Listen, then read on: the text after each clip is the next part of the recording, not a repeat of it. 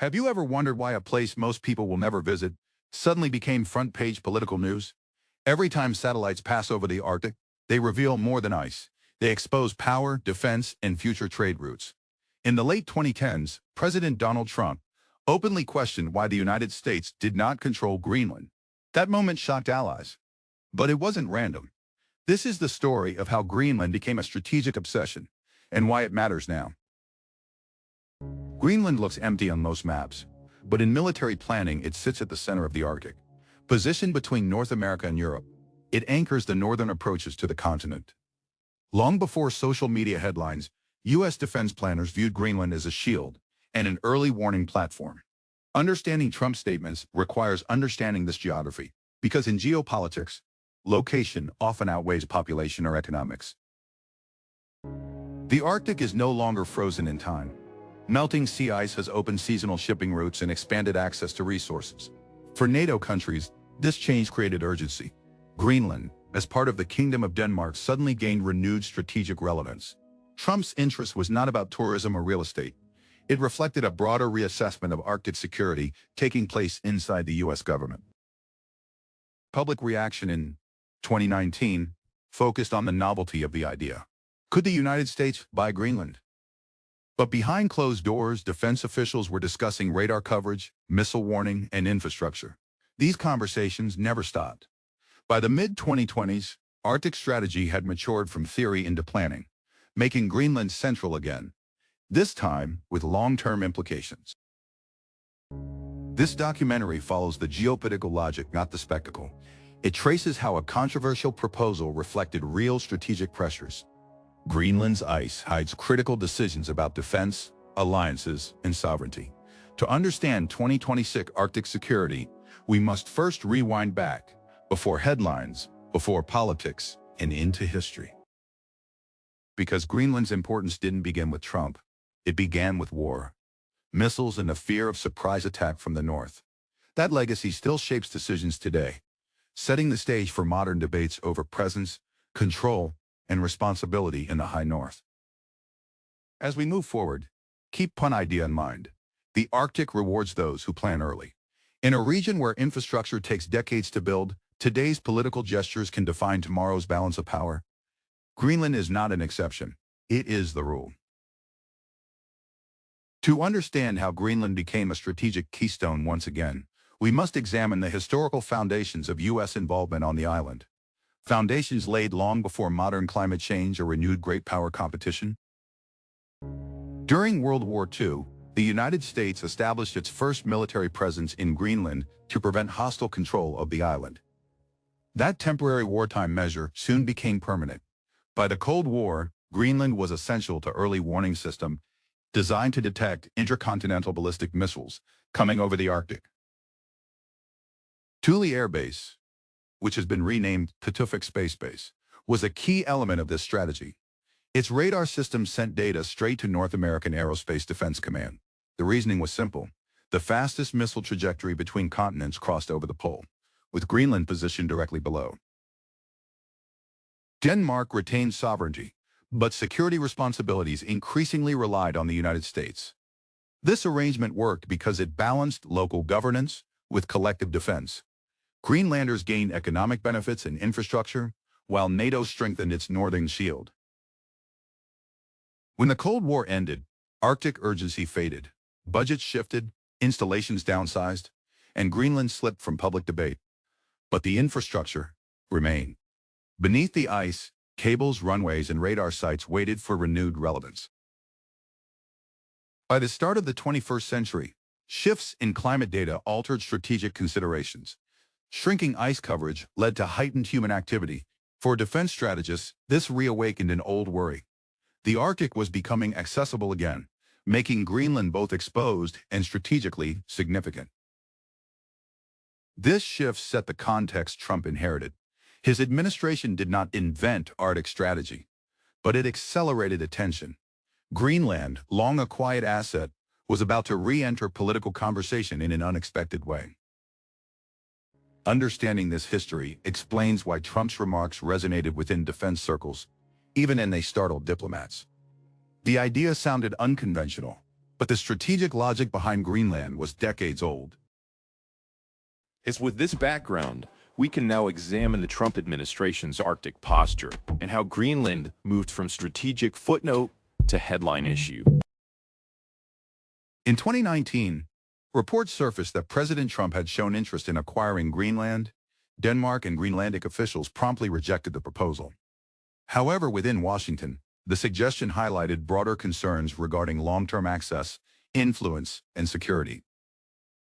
While Trump's approach was transactional, the goals were strategic.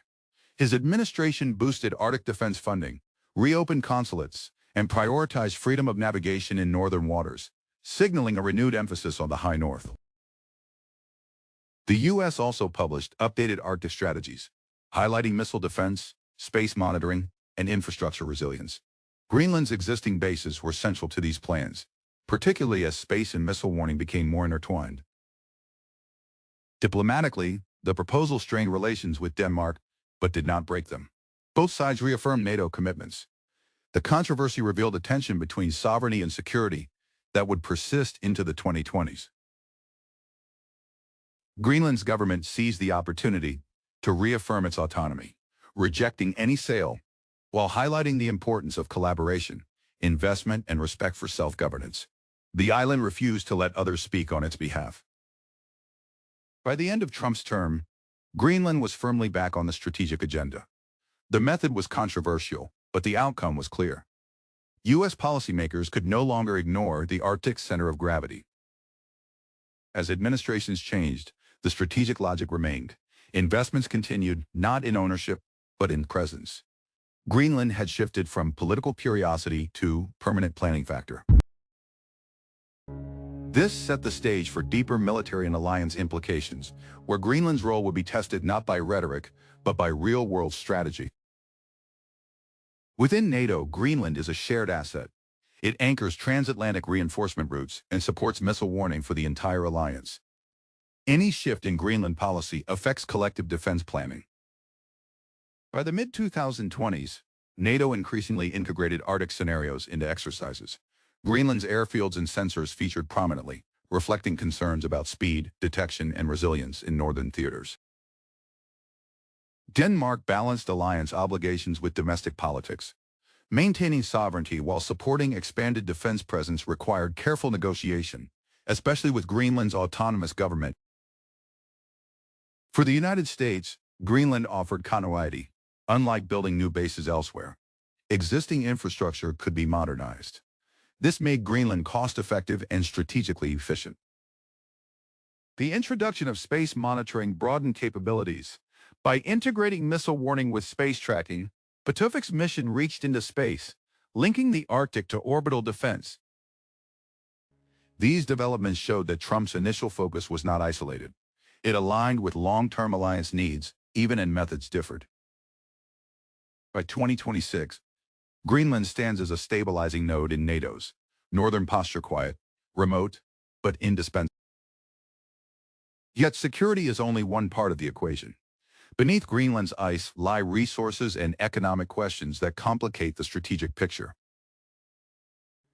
Greenland possesses substantial mineral resources, including rare earth elements, but environmental challenges, high costs, and governance issues hinder development.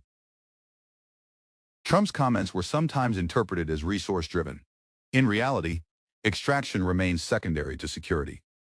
Greenland's harsh conditions limit rapid exploitation. Greenland's leaders emphasize sustainable development and self-determination. Any foreign involvement would require consent, reinforcing political limits to strategic ambition. Denmark supported this stance, framing Greenland as a partner, not a possession. Its response reshaped how allies discussed Arctic security, placing governance alongside defense. By 2026, Greenland retains its sovereignty, autonomy, and strategic engagement. The dispute resolved boundaries while maintaining collaboration. The episode demonstrated that Arctic power is exercised through alliances, not ownership, an important lesson for future policy. Trump's Greenland moment forced clarity. It exposed assumptions and accelerated planning, even if the proposal itself never advanced.